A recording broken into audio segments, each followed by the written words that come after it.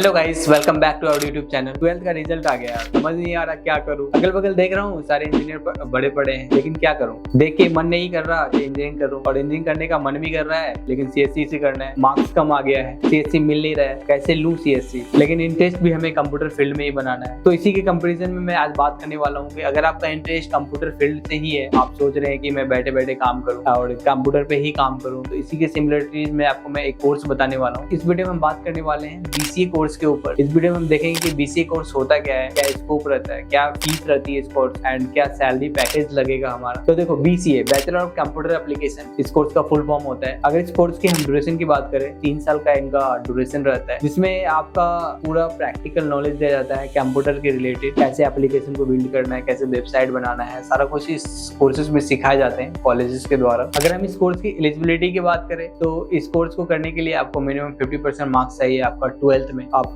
PCB से हैं तो भी चलेगा, एंड पीसीएम से हैं और तो चलेगा। अगर आप बीसीए में एडमिशन लेना चाहते हैं, तो एडमिशन प्रोसेस की हम बात करें तो एडमिशन आप 2 तरीके से ले सकते हैं। एक आप एंट्रेंस एग्जाम के थ्रू ले सकते हैं, एक डायरेक्ट ले सकते हैं। एंट्रेंस एग्जाम जैसे आपका सीयूटी हो गया, यूपी सेट हो गया, तो ये सारे आप एंट्रेंस एग्जाम के थ्रू आप एडमिशन ले सकते हैं टॉप लेवल के कॉलेजेस में फॉर द बीसीए कोर्स के लिए। एंड अब हम बात कर लेते हैं कि इस कोर्स को करने के बाद हमारा जॉब प्रोफाइल क्या रहेगा, स्कोप क्या रहता है जनरली। ठीक है, इस कोर्स को करने के बाद आप एक अच्छा सॉफ्टवेयर डेवलपर बन सकते हैं, एप्लीकेशन डेवलपर बन सकते हैं, वेब डेवलपर बन सकते हैं, डेटाबेस एडमिनिस्ट्रेटर बन सकते हैं, सिस्टम एडमिनिस्ट्रेटर बन सकते हैं, आईटी कंसल्टेंट बन सकते हैं आप, एंड साइबर सिक्योरिटी एनालिस्ट बन सकते हैं। और भी स्कोप्स होते हैं इस कोर्स को करने के बाद। ओके, लेकिन मेजर जो स्कोप्स आते हैं यही है, कुछ मेजर स्कोप्स। बीसीए कोर्स करने के बाद आप ये सारे कोर्सेज, ये सारे फील्ड में आप वर्क कर सकते हैं। अब हम बात कर लेते हैं कि बीसीए कोर्स करने में फर्स्ट सेमेस्टर का क्या सब्जेक्ट रहेगा। कुछ मैं आपको सब्जेक्ट्स का ओवरव्यू दे देता हूँ, वहां से आपको आइडिया लग जाए कि हमें पढ़ना क्या है एक्चुअली। तो इनका जो कुछ सब्जेक्ट्स हैं, मैथमेटिक्स आपको पढ़ना पड़ेगा, computer fundamental and office automation पढ़ना पड़ेगा, प्रोग्रामिंग प्रिंसिपल एंड एल्गोरिथम पढ़ना पड़ेगा, डिजिटल इलेक्ट्रॉनिक्स हो गया, बिजनेस कम्युनिकेशन हो गया, एनवायरमेंटल साइंस हो गया।